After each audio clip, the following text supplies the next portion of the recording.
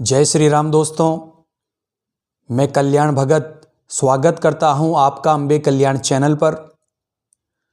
दोस्तों, आज मैं आपको जगत जननी माँ दुर्गा की एक ऐसी प्रभावकारी साधना बताने वाला हूं जो बहुत ही कल्याणकारी है और बहुत ही साधारण है। इस साधना को हर वो व्यक्ति कर सकता है जिसके पास पूजा पाठ के लिए समय कम होता है। क्योंकि दोस्तों, बहुत से हमारे मित्रों का प्रश्न है कि गुरुजी, हमारे शेड्यूल या हमारा जीवन कुछ ऐसा है कि हम साधना के लिए ज़्यादा समय नहीं निकाल सकते।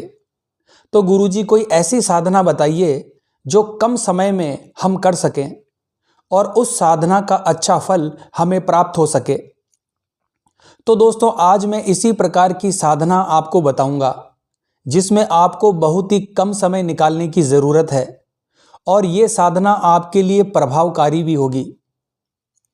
दोस्तों, साधना के दौरान सात्विकता और ब्रह्मचर्य का पालन करना आपके लिए बहुत ज़रूरी है और गरीब से गरीब व्यक्ति अगर इस साधना को कर ले तो उसकी किस्मत फिर से चमक उठेगी। दोस्तों, आज मैं जो आपको साधना बताने वाला हूँ वो माँ दुर्गा की साधना है और माँ दुर्गा ममतामयी माँ है, जगत जननी है, जिनकी साधना में सिर्फ और सिर्फ भक्ति भाव और समर्पण की ज़रूरत होती है। और माँ भगवती के भक्तों के सामने माँ की महिमा का गुणगान करने की शायद मुझे आवश्यकता नहीं है, क्योंकि इस चीज़ से आप सभी भली भांति परिचित हैं। जो व्यक्ति माँ दुर्गा का चिंतन करते हैं, उनके ध्यान में मगन रहते हैं, ये साधना ऐसे ही भक्तों के लिए है। दोस्तों, मैं चाहता हूँ हर वो व्यक्ति जो पैसे से कमज़ोर है और अपनी व्यस्तम जिंदगी के चलते जिसके पास समय नहीं है, वो इस साधना को जरूर करे। दोस्तों, किसी भी साधना में सबसे ज़रूरी और सबसे विशेष चीज़ की आवश्यकता होती है, वो है आपकी अटूट श्रद्धा और भावना। क्योंकि किसी भी साधना के लिए भावनाओं का होना अति आवश्यक होता है।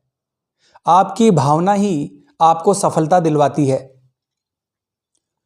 दोस्तों, इस साधना के लिए किसी भी प्रकार की अनावश्यक आडंबर की आवश्यकता नहीं है। इस साधना में केवल वही वस्तुएं जो हम अक्सर साधारण पूजा पाठ में प्रयोग करते हैं, उन्हीं वस्तुओं की इस साधना में आवश्यकता होगी। साधना से पहले आप इन सामग्री को एकजुट कर लें जो मैं आपको बताने वाला हूं। सबसे पहले आपको कोई भी बढ़िया सी सुगंधित धूप बत्ती या अगरबत्ती ले लेनी है। उसके बाद कनेर के 108 पुष्प आपको अपने पास रख लेने हैं। यदि कनेर के पुष्प उपलब्ध ना हो तो गुड़हल के 108 पुष्प आप ले सकते हैं। उसके बाद एक घी का दीपक आपको तैयार कर लेना है। यदि घी की व्यवस्था भी नहीं हो पाती है तो आप तिल के तेल का यूज कर सकते हैं। इसके साथ ही आपको एक ऊनी लाल रंग के आसन की व्यवस्था रखनी है। इसके अलावा दोस्तों, पुष्पांजलि के लिए अलग से आपको पुष्प और कुछ बिल्व पत्र रख लेने हैं। साधना काल में पहनने के लिए आपके पास एक स्वच्छ लाल वस्त्र होना चाहिए। यदि लाल वस्त्र का अभाव हो तो आपके पास जो भी साफ सुथरा वस्त्र उपलब्ध हो उसको धारण कर सकते हैं। ध्यान रखें दोस्तों, काले रंग के वस्त्र का उपयोग आपको बिल्कुल नहीं करना है। इतनी सामग्री को एकजुट करने के पश्चात आपको साधना की ओर बढ़ना चाहिए। दोस्तों, ये तो साधना में लगने वाली सामग्री थी। अब साधना विधि को जानते हैं। दोस्तों, ये साधना किसी भी दुर्गा अष्टमी के दिन या नवरात्रि के पर्व पर करने से ये तीव्र फलदायी होती है। इसीलिए साधना की शुरुआत किसी भी माँ की दुर्गा अष्टमी से या नवरात्रि में आपको एक निर्धारित समय पर करनी है। इसके अंतर्गत आपको माँ दुर्गा की एक बड़ी सी फोटो लेकर गंगा जल से स्वच्छ करके उसे फूल माला और बिल्व पत्र से अच्छी तरह श्रृंगार करके उस पर आपको साधना संपन्न करनी है। ये साधना आपको प्रतिदिन जो आपने समय निर्धारित किया है उसी समय पर आपको करनी है, वो भी लगातार 9 दिनों तक, अगर आप नवरात्रा में करते हैं तो। अब दोस्तों सर्वप्रथम आप स्नान करके सूर्य को जल देकर सूर्य को प्रणाम करें और साधना स्थान पर स्वच्छ आसन बिछा लें और आसन ग्रहण करने से पूर्व आसन को प्रणाम करें और उसके बाद आसन पर बैठें। उसके बाद माता रानी की तस्वीर आपको एक चौकी पर स्थापित करनी है और उस पर लाल वस्त्र बिछाना है। उसके सामने दीपक और 5 अगरबत्ती जलाकर उनका मंत्र पढ़ते हुए पुष्पांजलि प्रदान करनी है और प्रणाम करना है। मंत्र इस प्रकार है: गुरुर् ब्रह्मा गुरुर् विष्णु गुरुर्देवो महेश्वर गुरुर् साक्षात परब्रह्म तस्मै श्री गुरुवे नमः।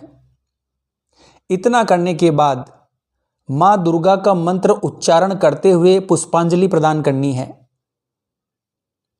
उसके बाद जो आपने 108 पुष्प अपने पास रखे हैं उसको माँ भगवती का स्मरण करते हुए माँ दुर्गा के मंत्र ओम दुम दुर्गाय नमः मंत्र को पढ़ते हुए प्रत्येक पुष्प को माता रानी के चरणों में अपने हृदय से लगाकर माता रानी के चरणों में समर्पित करें।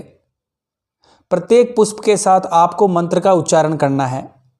उसके बाद कुछ मीठे का भोग जो भी आपके पास उपलब्ध है उसका भोग आपको माता रानी को लगाना है। इस प्रकार से ये कार्य आपको प्रतिदिन करना है 9 दिनों तक।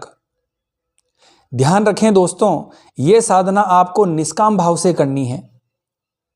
अगर इस प्रकार से साधना आप करेंगे तो यकीन मानिए दोस्तों, आपको अपने जीवन में चमत्कारिक प्रभाव देखने को मिलेंगे। तो आशा करता हूं आज की ये जानकारी और साधना आपके लिए उपयोगी साबित होगी। तो मिलते हैं अगली वीडियो के माध्यम से।